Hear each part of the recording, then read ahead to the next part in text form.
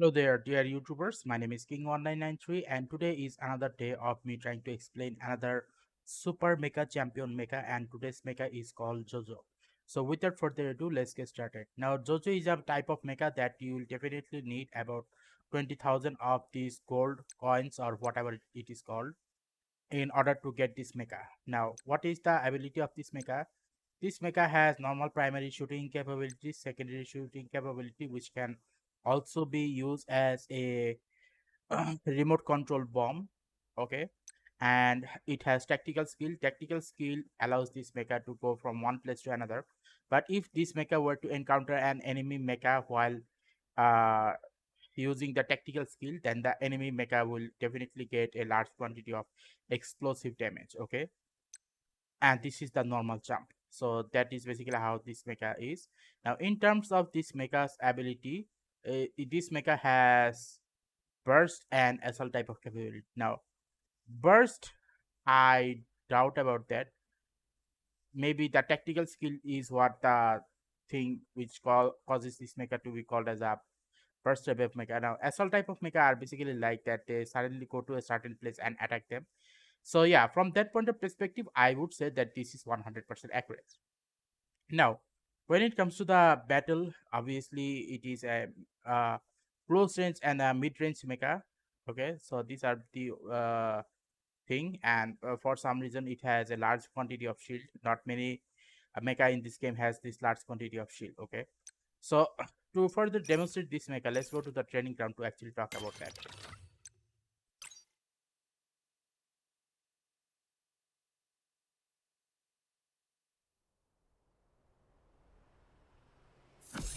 Okay.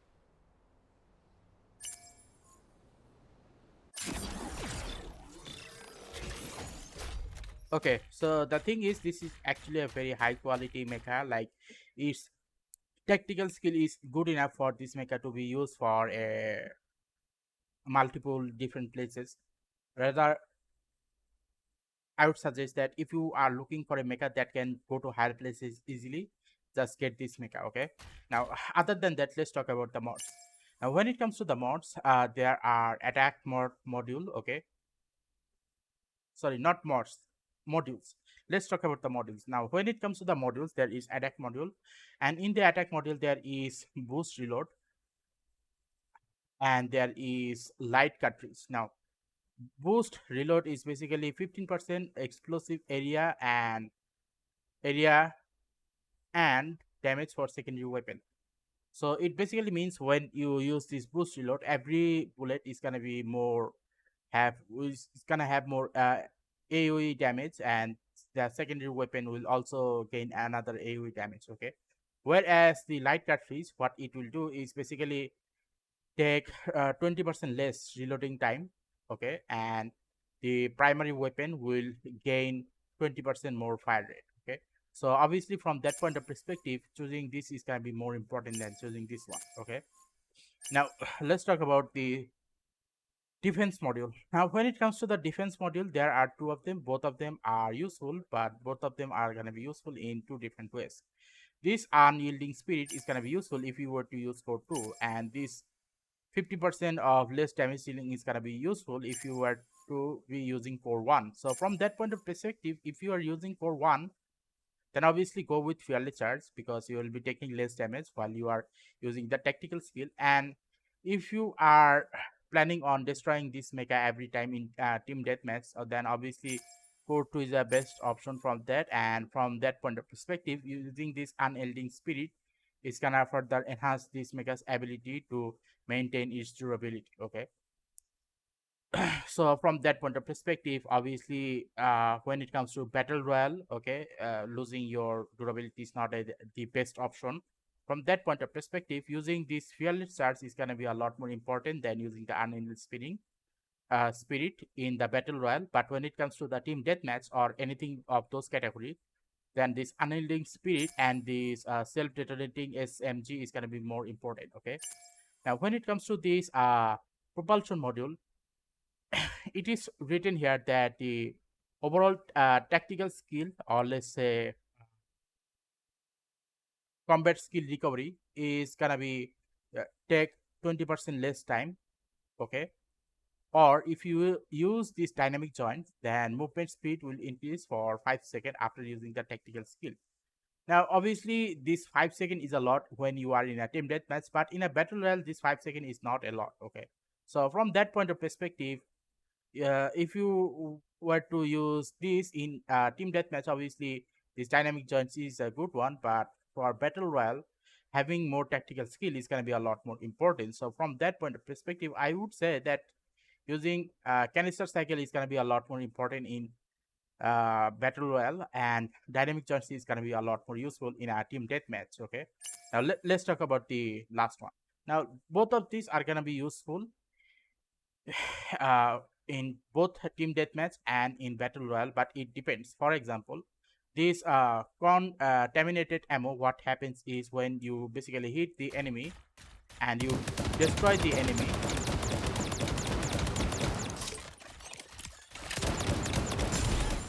it's gonna produce these two bots. Okay, and when it produces these two bots are gonna attack the enemy bots nearby. Okay, enemy mechas nearby, so those two bots are gonna be attacking any of the enemy mecha nearby. So that's basically how it works.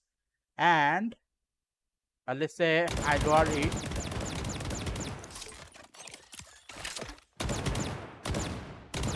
Okay, now I'm gonna use tactical. Okay, it still produces these two bots. Okay, so this is the power of this core 1. Now what about core 2? Now in core 2, what basically happens is once you activate this core 2, you'll see that this thing appears. It's gonna activate when you use the E button. So let's say I use the E button. Now it is activated. So basically speaking, now if I were to use my tactical skill, then obviously what will happen is it is gonna do a lot more damage to the enemy mecha. Like it destroyed the enemy mecha's health about more than 50%. Now if I were to talk about from more general point of view, like let's say Heartsteel has a total durability of 4000. Let's see what happens if I were to attack this Heartsteel. So near half. So what does this mean? It basically means that this mecha is that type of mecha that can basically do a large quantity of damage if you were to use this core 2. Now obviously core 2 is something that if you are in a battle royale situation, you'll be using core 2 with teammates. But if you do not have any teammates nearby, obviously from that point of perspective, using this core 2 is not going to be beneficial. Okay, and also another thing is the team deathmatch. In a team deathmatch, since you can spawn up to many times, obviously if you use this capability in a team deathmatch, it is gonna be a lot more useful. Okay, now another thing is this is the only mecha in the game where you can basically make this mecha destroy in the training ground. Other than that, there are not many mechas in this game that can basically be destroyed in a training ground. So that is another thing. So yeah, those are the mods and modules, whichever you call it. So let's talk about the next one. Okay, I'll be using core 1 and not core 2.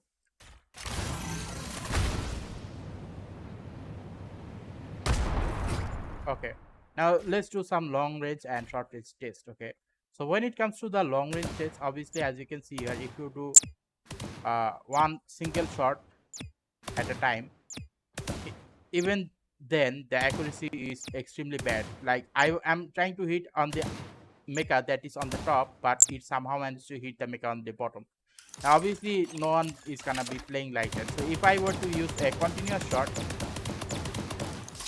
you will be seeing that not most of the attack has gotten hit to the enemy mecha. So yeah, this mecha is not meant for a long range battle. Now obviously if you use this bottom point of this crosshair, then what will happen is if you use the secondary attack, then the secondary attack will obviously go to the enemy mecha that is about 300 meters away.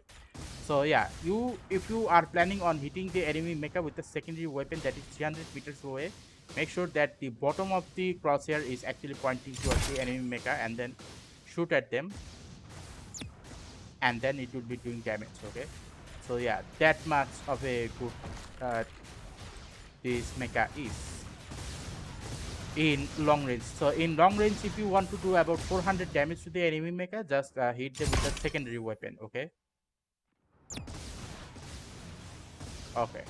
Now let's talk about some other mechas. Let's talk about the mid range. So when it comes to the mid range, you can see that most of the attacks are actually getting hit. Okay. So from that point of perspective, this is the reason why I say that this mecha is considered as a mid mid range and a short range mecha. Now, obviously, when you try to hit the enemy, use the crosshair to actually do that. Now, in case if you're wondering, okay, the crosshair disappears, what can I do? Well, there is another thing you can do. For example, my monitor is a Mac 241C, so it has a crosshair of its own. So once I activate the crosshair on its own, what basically happens is, even if the crosshair on the mecha goes away, I can still use the monitor crosshair to actually see where the attack should be going. So from that point of perspective, even if you do not have the mecha's crosshair available, you can use a third-party crosshair to actually do the work. Okay, so that's basically how it goes. Now, when it comes to the short range attack, the short range attack is gonna be a little bit different. Okay, now what the short range attack will be like is the following. For example, you have to rush towards the enemy. For example, let's say I'm gonna shoot at this enemy here. Okay, then use this. Okay, so what did I do? I first used the tactical skill to run towards this mecha and then explode towards the mecha. And after exploding towards the mecha, what I did is to launch the secondary weapon on the mecha and then use the normal attack.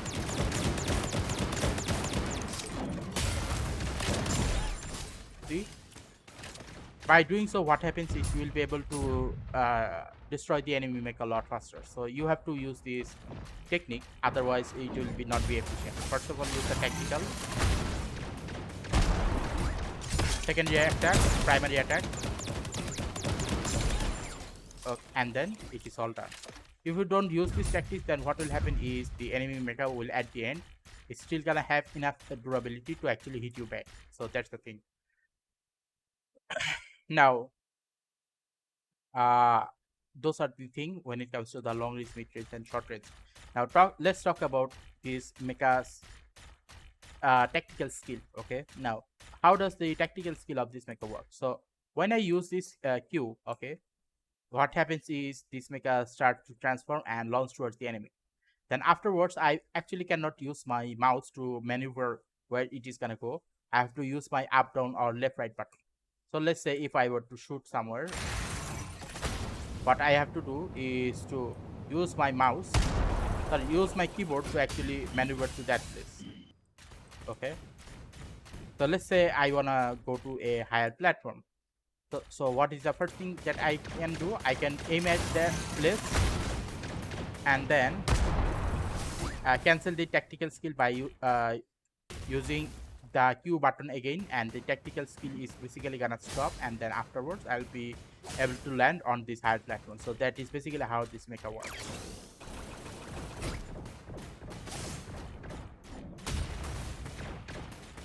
Now let's talk about the sneak attack of this mecha. Now obviously the sneak attack of this mecha is fun but not the best. What do I mean by that? Well, first of all, let's talk about this.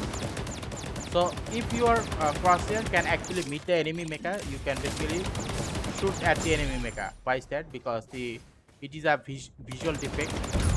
Basically speaking, if you can see the enemy mecha on the crosshair, you will be able to hit them. Okay. But if you see that the enemy mecha is not within the crosshair, obviously you will not be able to shoot them. So from that point of perspective, it is one of the good thing. Now, when it comes to the secondary weapon will actually get blocked. So yeah, In a sneak attack from behind a certain building, you will be using the primary weapon and not the secondary weapon. Now, what about jumping? In in jumping, you can basically do this. You can jump, and if you are confused, you use the custom crosshair, whichever you can find on the internet. Jump, aim at them, and use the secondary weapon, and then you will be able to do about 200 damage to the enemy mecha. Okay. Now that is sneak attack 2. Now sneak attack 3 is you need to be on a higher platform to do that. So in sneak attack 3, you will be in a higher platform where you can see the enemy mecha and will be able to shoot at them. But whenever they try to shoot back at you, obviously they are gonna miss. Okay. And obviously this can work only up to mid range and short range, but not long range. Now when it comes to the secondary weapon, however, you have to be a little bit in the view of the enemy mecha to actually hit them. Okay, what do I mean by that? Let's say that I can shoot at the enemy mecha using the primary weapon, but when I use the secondary weapon, it's gonna get blocked on the top of this place. So obviously from that point of perspective, you should be careful when you are using the secondary weapon on the enemy mecha on a higher platform. Now, what about sneak attack 4? Now, sneak attack 4 is gonna be like AoE damage, where you can basically shoot at the enemy mecha.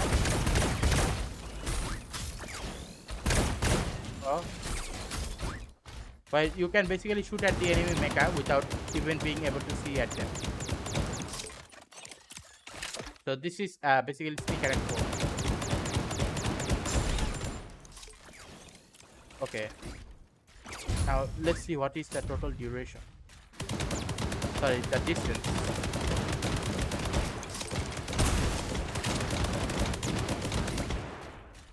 Okay.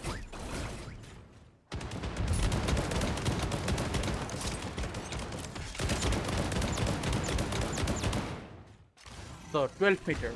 So the AoE damage of this mecha is about 12 meter. So if you are 12 meter near the enemy mecha, then obviously the enemy mecha are gonna take continuous damage. Yeah, 12 or 11 meters. Now finally sneak attack 5. Now sneak attack 5 are most of the time not available for most of the mechas, but sneak attack 5 is something that is gonna be available if the enemy mecha, sorry, if your mecha is capable of using the tactical skill.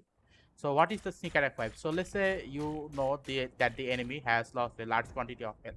What is the next thing you can do? The next thing you can do is ram towards them. Use the tactical skill and go towards them. It will explode, okay? And that is basically how you should be using all of these sneak attacks. Now let's talk about this mecha's ability to survive in an underwater battle. Now in an underwater battle, what do I mean by that? What happens is some of the time the map is gonna get close up in such a way that what will happen is this your mecha might need to get under the water in order to survive. Obviously a normal jump is a no-no. The best thing you can do is basically get up to a higher place and then shoot at them. Obviously this one is not very practical, as you saw that I was meant to shoot at somewhere else, but it went so high up that it was not possible. Now maybe I should try to lower this crosshair and let's see what happens. Yeah, I must need to lower the crosshair in order to activate that. Obviously that still did about how much? 700 damage. So the point is, if you can do about 700 damage to an enemy pilot, that is actually a lot. Okay, let's see if I were to do the same in this place. About 100. Okay, let me try it again.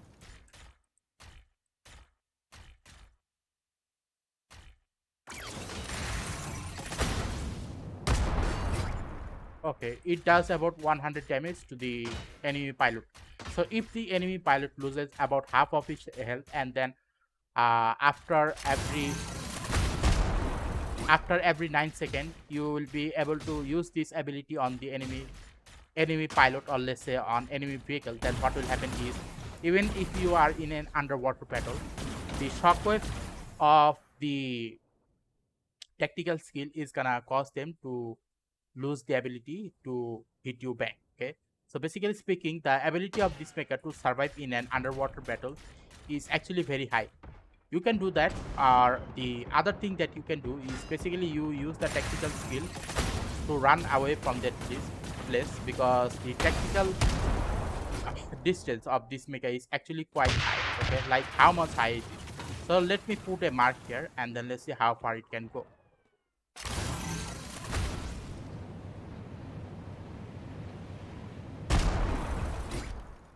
So it has a total travel distance of 129 meters.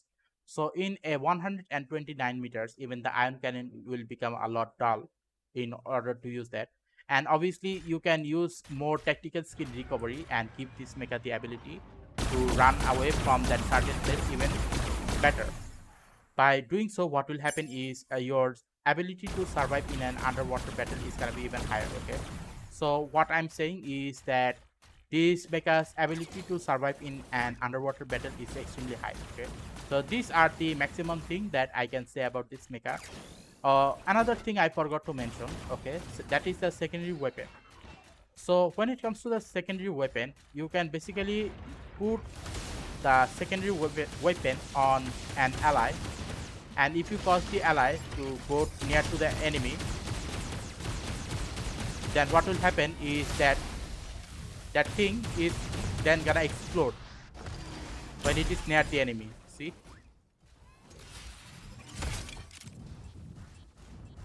look again. As this mecha go to the enemy, it basically explodes. So you can use this secondary weapon in this manner. You can basically use it on an ally, and if the ally were to go towards the enemy, then what will happen is automatically gonna explode when the enemy is nearby. So that is another important thing about this enemy's secondary attack. Okay.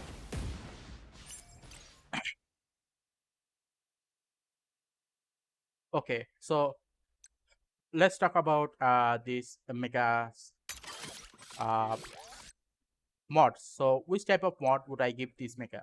So because this mecha normal functionality is basically the same as any other mecha, giving this mecha the same ability as Doomlight or Hot Steel is gonna be the best option. Okay.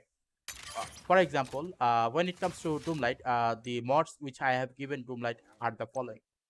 So I have given range attack, rapid mag, optimal reloading, and efficient transmission in order to get a total 12% of less reload rate. Okay, and tactical skill recovery is about 3.2%. Okay, now if you have 3.2% of combat skill recovery, and then afterwards if you were to give another pilot skill to that mecha, then obviously you will be having even lower combat skill recovery rate. So from that point of perspective, let's say if I were to use this Ning's capability, obviously it is not gonna be the best. It only gives durability and nothing else. But if I were to give Rom's ability, then what will happen is uh 3.2% plus 7% is gonna produce total 10.2% of less combat skill recovery. By doing so, uh Jojo will be able to use the tactical skill a lot more often. Okay, this this one doesn't work on Jojo, so nothing to say here. If you want more shield durability instead of normal durability, then obviously this is the best option. This is the this is one of the best options. This is another best option. If you want more durability recovery without any recovery item, then this is another best option. If you are planning on destroying your enemy mecha by lowering your mecha's health, then obviously this is the best option. But this itself is not a best option in a way, because most of the time durability is going to be the most important part of the game. If you are able to maintain the durability of a mecha, then obviously it is a good thing. And in order for you to get about a 13.5% of more damage output, you must need to be lowering your mecha's durability by 90%. So from that point of perspective, not the best option. This one doesn't work on what should I call it? This one doesn't work on Jojo. This one will work on Jojo, but the overall movement speed is about 3 seconds. So yeah, from that point of perspective, not the best option. Same as Ning capability, so not good. Now, if you want more shield durability recovery, then obviously Vita's quick shield recharge is gonna be the best option. Okay. Now, as I have already shown you that the accuracy range of this mecha is not good, so from that point of perspective, using this fatal verdict is not gonna be worth it.